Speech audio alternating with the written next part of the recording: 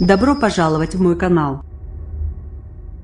Le rapport de la SNCF dit les barrières étaient baissées, elles fonctionnaient, le feu fonctionnait, le signal sonore fonctionnait, a ajouté l'avocate, expliquant que la SNCF est obligée de faire un rapport quand il y a un accident.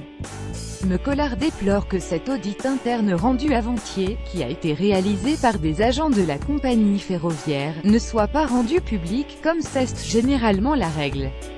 On peut certes imaginer que la SNCF truque ses rapports, mais j'ai du mal à la croire, a poursuivi l'avocate. La SNCF sait qu'il va y avoir une expertise judiciaire, ce serait une énorme erreur de leur part.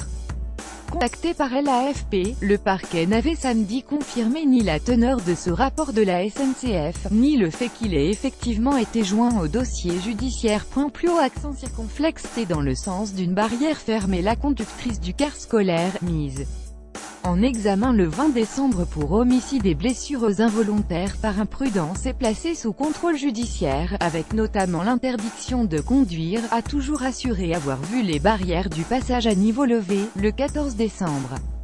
Elle avait de même affirmé que le feu rouge du passage à niveau et la sonnerie d'alarme ne fonctionnaient pas au moment où elle est passée. Sa version contredit les premières constatations matérielles dont avait fait état le procureur de Marseille, Xavier Tarabeu, qui allait plutôt dans le sens d'une barrière fermée, tout comme les témoignages du conducteur du TER et des chauffeurs des véhicules qui se trouvaient de l'autre côté de la voie.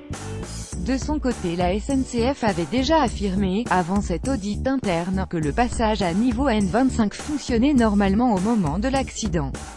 Sur la chaîne d'information en continu BFM, Mecolard a également précisé samedi que le TER avait 9 minutes de retard au moment de la collision. La conductrice a peut-être été surprise de voir la barrière fermée, ce qui peut-être expliquer l'accident, a-t-elle ajouté. Plus grand que lire aussi, drame de Mias. Le message bouleversant d'une mère à son fils de 11 ans décédé.